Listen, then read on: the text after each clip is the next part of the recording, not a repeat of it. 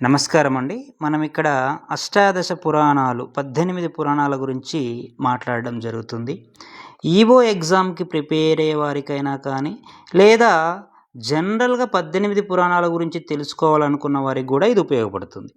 అయితే ఇక్కడ ఈవోకు సంబంధించి ఎలా అడుగుతాడంటే, ఈ క్రింది వాటిలో ఏ పురాణం అష్టాదశ పురాణాలలో భాగం కాదు అంటాడు. లేదా లేదు గుర్తించండి అంటాడు. చాలా సింపుల్ ప్రశ్న. కాకపోతే ఆ 18 పురాణాల పేర్లు నీకు తెలిసి ఉంటే ఓకే. Very good. పర్లేదు. ఇబ్బందే ఉండదు. చక్కగా ఒక మార్కొస్తుంది. లేదా 18 పురాణాలు ఒక్కసారి వినుండి లేదా వాటిని గుర్తించడం తెలిసినా పర్లేదు.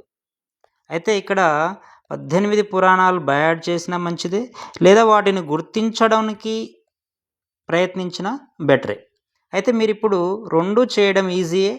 ఒక్కసారి శ్లోకమని చెప్పగానే ఆ 18 శ్లోకం కన్నా 18 పురాణాలు చదవడమే ఈజీ కదా అనుకుంటారు. కాదండి. శ్లోకమే ఈజీగా ఉంటుంది. ఆ తర్వాత 18 పురాణాలను ఈజీగా మీరు గుర్తించుకోవచ్చు. ఏ విధంగానో చూద్దాం. వ్యాస మహర్షి గారు రాసినటువంటి ఆ శ్లోకం ఏంటంటే, మాద్వయం అంటే మాకారంతో స్టార్ట్ అయ్యేటటువంటి పురాణాలు ద్వయం అంటే 2 ఉన్నాయని అర్థం. తర్వాత భాద్వయం అంటే బాకారంతో ఇంకొక 2 ఉన్నాయి అని అర్థం వస్తుంది. అవేంటో నెక్స్ట్ చెప్తుంటాను, అప్పుడు ఈజీ అవుతుంది మీకు. చయేవా అంటే ఇక్కడ మరియు అదే విధంగా అని సంస్కృతంలో అర్థం చయేవా అంటే. సో తర్వాత భ్రాత్రయం అంటే బ్రాకారంతో త్రయం అంటే ఎంతండి? 3 పురాణాలు ఉన్నాయని అర్థం వస్తుంది. తర్వాత వా చతుష్టయం ఇది మొదటి లైన్. అంటే వాకారం మీద 4 పురాణాలు ఉన్నాయని అర్థం వస్తుంది. ఇక రెండవ లైన్ ఏంటంటే చూడండి చక్కగా, అనాపలింగ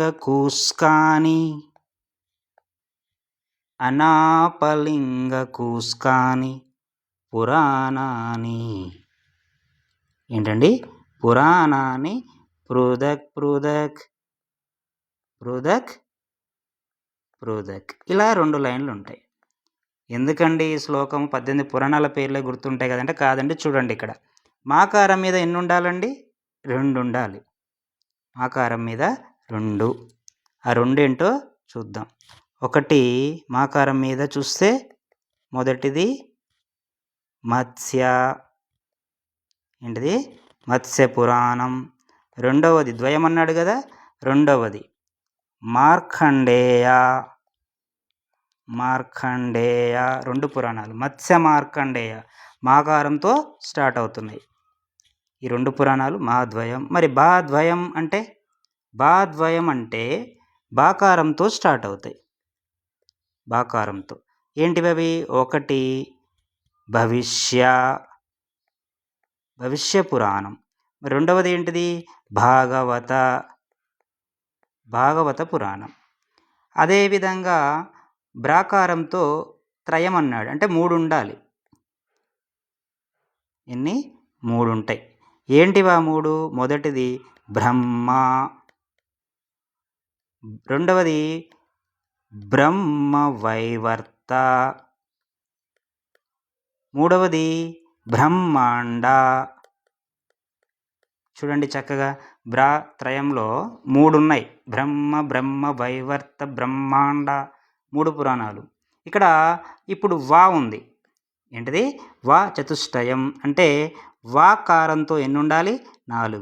మొదటిది ఏంటిదంటే వాయు, రెండవది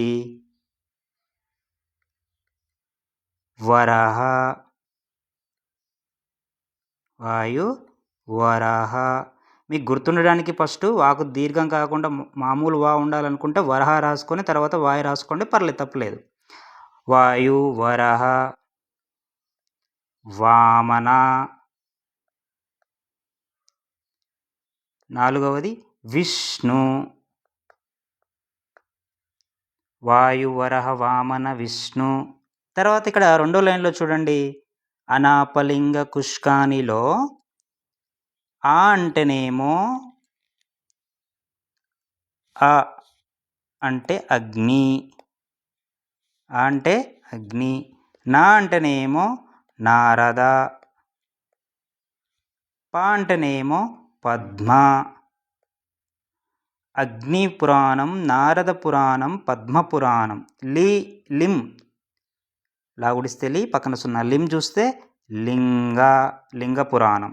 గా చూస్తే గరుడ, అంటే గరుడ పురాణం. కు చూస్తే కూర్మ. స్కా చూస్తే స్కంద. ఇక్కడ చూడండి 1 2 3 4 5 6 7 సెకండ్ లైన్లో అనాపలింగ కుష్కాని అంటే ఇవన్నీ కలిపి అని అంటే దీంతో మీనింగ్ వస్తుంది. ఇక్కడ ఒక 7, ఈ పైన ఉన్నటువంటివి ఇవి ఒక 11, మొత్తంగా 18 అష్టాదశ పురాణాలు వస్తాయి. పురాణాని అంటే పురాణాలన్నీ పృథక్ అంటే వేరువేరే. ఈ 18 పురాణాలు కూడా అన్నీ కలిపి ఒకటి కాదు, వేరువేరుగానే చూడాలని దీని మీనింగ్. పృథక్ అంటే వేరువేరు అనే అర్థం వస్తుంది. ఇప్పుడు చూడండి, ఇప్పుడు మా ద్వయం అంటే గుర్తుంచుకోవడానికండి. ఈ 18 పురాణాలు ఈ కింది వాటిలో ఏ పురాణము లేదు అంటే గనక మాలో ద్వయం 2 ఉంటాయి. మత్స్య మార్కండేయ భాద్వయం భవిష్య భాగవత భ్రాత్రయం బ్రహ్మ వైవర్త బ్రహ్మాండ వా చతుష్టయం వాయు వరహ వామన విష్ణు అనాపలింగ కుష్క ఆ అగ్ని నా నారద ప పద్మ లిం లింగ ఘ గరుడ కు కూర్మ స్క స్కంద. ఈ పురాణాలన్నీ కూడా వేరువేరుగా ఉంటాయని అర్థం వస్తుంది. ఎలా ఉందండి? మీకు నచ్చితే గనక లైక్ చేయండి, షేర్ చేయండి, సబ్స్క్రైబ్ కూడా చేయండి. Thank you.